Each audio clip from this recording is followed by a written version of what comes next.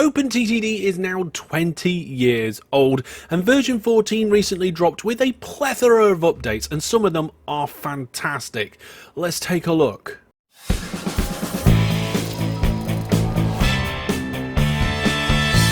First up, we have the renaming of the cheat options to Sandbox Options. You can get them from the cog here, or you can get to it with the shortcut key Ctrl-Alt-C. Now this is really good because the new players don't feel dirty or wrong for using a cheat menu. Sandbox Options are there so you can play the game in different ways. If you want to play with infinite money so you can see how creative you can be, or if you want to mess around with the magic bulldozer. But there are some new options in here as well, including the fixed station ratings at 100%. This one's an interesting one because it means you can have lots of different network things without having to worry about those little ratings at the stations and how much cargo you're going to be able to get from the industries based on those ratings. You can just have it set to 100 and worry more about the way that you're transporting things around rather than meeting particular criteria at those stations. This next one is a bit of a biggie. You can now change the game's calendar speed. You can change how long a day is in the game. Now, the things that this won't affect are things like vehicle movement or the amount of goods transported or town growth and things like that, but it will affect like vehicle introduction dates, inflation, and the aging of vehicles, so things that are tied to that calendar date. Let's take a look at that. So the way you set this all up is in the game settings, and I recommend you do this from the main menu because once you're in a game, there's some of them you can't change. So if we go down to the environment category and then into the time subcategory, you can see we've got a number of options here, and this new one here, timekeeping, has a calendar set at the moment. Now this is the default value, and this is also how OpenTTD has worked up until now and throughout the past. So we have a year which consists of a number of months, 12 months. They consist of days depending on how many days are in the month, and then each month stuff happens. So you might have a certain amount of income per month, you might have a certain amount of cargo delivered per month, but now that can be changed. If you change the option to wall clock, which is the new mode, then everything happens in 1 minute increments. Okay, so you get a amount of industry production per minute. You get a certain amount of pay and income per minute. Okay, so it's all done based on that minute increment, and they're grouped into 12, and that's basically equivalent to a year. Okay, now along with that there is also the minutes per year, so you can change this as well, so you can have multiple minutes per year. You can probably have, I don't know, 60 minutes per year, or you could maybe actually put, I don't know what the maximum value is. Let's try a really big number and just see what happens. Okay, it looks like the maximum number of minutes per year is 10,080. That's probably due to programming reasons. And you can actually also change it to 0, which means the calendar just stops. The game keeps running, but the calendar will not progress. Okay, so you can have fun and play around with this, make the game last longer and shorter and all this sort of wonderful goodness. Well, while we're in the settings, there's also some new settings. The first up is that towns are allowed to build level crossings. Default, this is on, and this is what happens in OpenTTD normally, but now we have the ability to turn that off, to stop those local authorities building those roads across your lovely railways. Next up, we have a setting to change the production of cargo from towns, so the amount of passengers and mail and so forth. So you can now scale this with this setting. You can just change it to whatever you like. Of course, default is 100 to make it normal. So if you want to have a game where your towns don't really have many passengers available, you can reduce this down to maybe even 15%. Or if you want to have towns that absolutely flood passengers about for some reason, you can max it out to 300 just to play around with those settings. That's a good one. If you're a fan of really long trains but you don't want really long stations, then maybe this new setting is for you. There's now an option to turn off the penalty for trains that are longer than the station. So normally if you've got a train that's longer than the station, it takes longer to load than normal. However, you now have the ability to turn that off, so the train will load at its normal speed even if its backside is hanging out of the station. And over in the localization section, you can now set your speed for vehicles different in land and sea and air vehicles. And you, for example, for the speed of nautical things, for things in the water and in the air and so forth, you can now change that to a new setting of knots if you wish to. So there we go, new localization settings for speed measurements. And finally, for the settings, we don't have a new setting, but we have a default that's been changed, forbidding trains from making 90-degree turns. This is now on by default, and it's something that I've always turned on for all of my games myself as well. I think this is really good, and I think it means that the gameplay and mechanics of the game work a lot better this way. So if you download the game fresh and start with some brand new settings, that will now be enabled by default. When working with timetables, you can reset the late counter, but now you can click on this to reset the late counter for the entire group of vehicles. Now you can also see in my timetable that everything is displayed in seconds. Didn't used to be like this. You can now change the timescale for your timetables in the game settings. Updates to the transparency options now, and now when you make buildings in towns transparent with this transparency option, the buildings go transparent, but also the lampposts now go transparent too. They didn't used to do this before. You can see we've got a number of lampposts in the city centre there, and now they go transparent with the buildings. In addition, on the transparency options, we've got a new option. We've got the transparency for loading cost and income text. So if I make that transparent, now when this vehicle makes income over here, we hear the sound, but we do not see the text come out the top of the vehicle. I like that one, I might use it. Another nice improvement they've done is they've added cargo icons, and they've also added a drop down when selecting them. So on this screen, if you had lots of different cargo types in your company, or if you were playing with mods that had lots of different cargo types too, normally they'd be listed up here, but now we've got a drop down menu. You can see it's just showing the passengers that we've got in this particular demonstration. If you want to see all of them, you can click show more, and then it will show all the possible cargo types that you could select from the drop down list. And note these little icons next to them. I think they're quite cute and cool, and I'm glad to see them added to the game. In addition to the station list, you can also find these icons on the subsidy screen and on the industry list, where you can see all the different cargo types and filter by them, and in a few other places as well. The game options have also had an upgrade too. They removed the ability to change the autosave frequency from the game options. That was already in the game settings, it didn't need to be in two places. They've also split up the game options into 4 different segments to allow it to be easier and better displayed. In the graphics section, they've also upgraded the way that the interface scaling and scrolling works. To me, this is a good thing because I heard quite a few different people having problems with this. It should now work a lot better across a variety of different monitor sizes, scalings, and operating systems that the game runs on. There is also now an OpenTTD True Type Scalable font. Now, I use a custom font, and it would be nice to be able to switch to this, but you have to use the command line or change your configuration file to switch your fonts. Devs, if you're listening, let's have font switching in game options, eh? Next up, we've got another big new feature, and this is the ability to unbunch vehicles. So you can tell your vehicles to separate themselves automatically in a particular route where they've all got a bunch of shared orders. So as a side note, if you don't know how to do shared orders, I highly recommend you learn how to do that. It is absolutely fantastic. But what I'm going to do is I'm going to demonstrate the unbunching by having a couple of towns connected. And then what I'll do is in the town, we will have a station on one side, and then we'll have a station on the other side. There we go, like that. And then in the middle, we'll have a depot. Now that depot, I'm going to create my bus, and I'm going to give the bus the order to go between the 2 different stations. And then I'm going to control clone it to get some shared orders. Oh, we need some more money. Let's use those new sandbox options to get a load of money. There we go.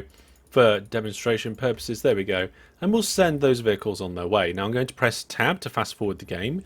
And you can see that all of the vehicles are on one side of the journey. They're all bunched up at one of the towns. They make their way across to the other side, and then they're bunched up on that side. We can now use the new Unbunch feature. So what I'm going to say is I'm going to say, before you go to that first station, go to the depot. And then I'm going to select that order and say, hey, unbunch at the depot. And it says wait to unbunch. Okay, now this does take a little while to kick in because the game has to work out where the vehicles are, how many they are, and all that sort of stuff, or whatever magic it does in the background to make this work. But if we watch the depot, at the moment there's no vehicles in there, and we will see that on the way back the buses do visit the depot. There you go, see the first one went in there and came back out. Again, we've got a bus going in and then a bus coming out. Okay. But if we watch this for a little while, you'll start to see that the depot will start to hold buses in there. And it will hold them back for a little while. See, there we go. We've got number 6 waiting in there for just a moment before it popped back out. We've got 2 more vehicles going in there. We've got number 8 being held at the moment back. And we've got number 9 and 10 being held in there at the moment. They're just going to be held for a moment until the game leaves enough space and then the next vehicle comes out. And once there's a bit of a gap, the next vehicle will come out. All automatically to unbunch your vehicles. Now, I've demonstrated this with road vehicles. Of course, this can be used for any of the vehicles. There are a couple of things you need to know about this unbunch feature. If you try and do it, so let's add our road vehicle depot back into the orders here and then select the depot. If we try and select unbunch now, we get an error. And that's because I added a full load order into the loop. You can't use the unbunching feature when you've got stations with full loading. So make sure that you're not doing any full loading and then you can do your unbunching. To be honest, most of the time I'm using a full load order in a vehicle list like this, it's to act as a kind of unbuncher. So now I don't need to do that. This is one of my favorite features in this update.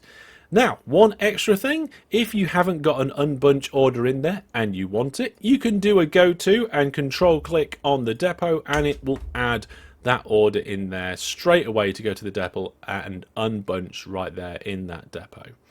Control click on the depot to do that. Don't have any full load orders. Enjoy unbunching your vehicles. This one isn't a feature, but it is a fantastic improvement to the game. The developers have updated the way the ships do their pathfinding, and now ships will go about your waterways without getting lost left, right and centre. There have even been hints from the developers that buoys are no longer required at all, and on most maps, most ships can just get around completely fine. So you might find in some scenarios you need them, but you no longer need to spam them absolutely everywhere like we used to just to get a ship halfway across the map. This one's a bit of an exciting one, but mostly for the future. They now have social plugins for OpenTTD. Now, these are really kind of the beginning, the kind of baby steps of what's going to be coming. I feel like we're going to see more plugins and more features in the plugins in the future. So what I will do is when we get some more updates for this in future updates, I will cover the plugins in much more detail. But for now, all you need to know is that there's now some social plugins in there and they can do a few things. If you want to know more, head out to the patch notes to find out all the details about what they can do. OpenTTD now has an opt-in survey and you will likely get a pop-up asking you about this. Here's a screenshot from when I had the pop-up after I upgraded the version of my game. Also, if you want to change your mind about this, you can find out more about it and also change whether you're participating in the game options under the general tab. You've got the automated survey there. The industry window now has a text filter in it. So if I want to be able to have a look at everything that Benfingfield has, I can use the text filter in there to find out all the industries in a nice little list. Fantastic, eh? And you can even do farm as well, so we can see all of them too.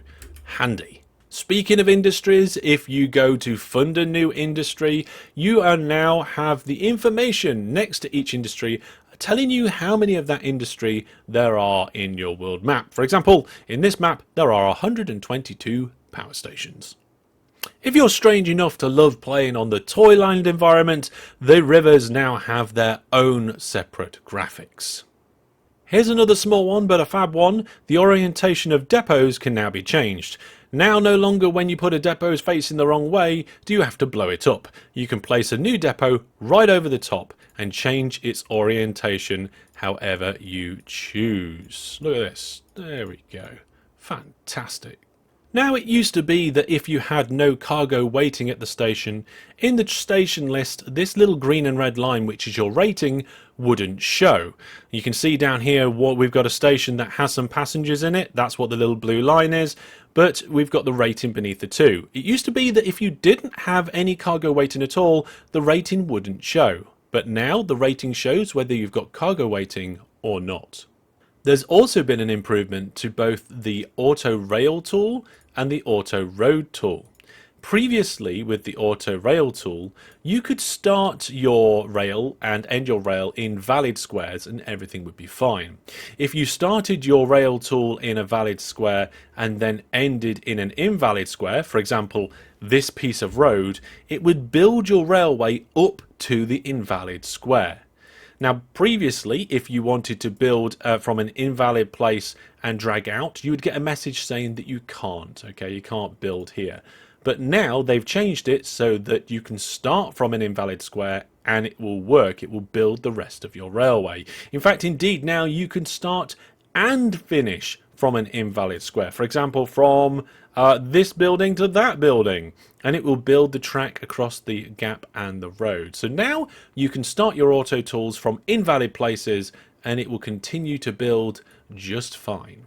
Now here's a good one for multiplayer games. When you go to a town and you want to buy the exclusive transport rights, as long as your game settings are set to do so, you can do it. But what you can no longer do is buy exclusive transport rights whilst another company already has it. This will stop other companies just coming and taking away your exclusive transport rights that you've just spent, well, in this case, £342,000 on. I think that's a fantastic little feature. Next up, here's a feature to help with groups. If you've got a list of vehicles, for example, this is a list of vehicles going to a particular station. Now on the managed list, there is a new option for creating a group. If you do so, that will then create a vehicle group. And as you can see over here, we now have a group of those 4 vehicles. Here's one that used to annoy me a little bit that they've sorted out. Now when you're looking at a vehicle, the speed of the vehicle is shown before the text telling you where it's going to go. I very often wanted to know the speed of a vehicle for one reason or another, and I used to have to expand the window to be able to see that information. Well, now the default window will allow you to see that information because the speed is placed before where it's going to. This one is a bug fix. I don't normally cover these, but I saw this one exploited many times. In fact, we've exploited it in multiplayer games too. It's around cargo payment. You can see we've got a couple of vehicles going backwards and forwards between these 2 stations, and the way that they get paid their money is calculated on a few things, including the distance they've travelled and the time it took for them to travel that distance. Okay, but you could manipulate this because the game measured the distance between the 2 station labels, not from where the vehicle actually went. Okay, and that's the Manhattan distance as well. So in this example, what you could do, one way to abuse this, would have been to add not a station, but to add a spread station to the ones that are either at either end there. And then the vehicles, instead of doing the full distance between the 2 outer stations, will just go backwards and forwards mostly between the inner stations. This means they'd be travelling much less distance, but the game would still calculate the distance from the station labels, and you'd end up with a lot of money because you could do that shorter distance in a smaller amount of time. That is no longer the case. They've changed the way that cargo is calculated, and one of the important parts of that is that it's calculated based on the distance from where the cargo was picked up, so the square on the game where it was picked up and the square in the game where the cargo was dropped off. So now these vehicles in this version of the game, you can see, are only getting £21 for this particular journey because they're going a much shorter distance. So that didn't used to be the case. You used to be able to abuse it, and now you no longer can. They're just my highlights of the updates. There's been loads more things in the game added. There's been performance improvements, there's updates to new GRFs and scripting support, and there's loads and loads of fixes. You can see the full list of the changelogs from the OpenTTD website. But I want to know, what was your favourite change in this update? There's a couple of really big ones in there. I think I'm going to know what the favourites are, but I would like to see what you think down in the comments. And also, while you're down there, let me know what feature you would like to see in OpenTTD that isn't there already. Thank you very much for watching. If you found this useful, please give it a like, and if you want to see more videos like this and you're not already subscribed, consider doing so. I will see you soon. Thank you very much for watching. Take care, and for now, goodbye.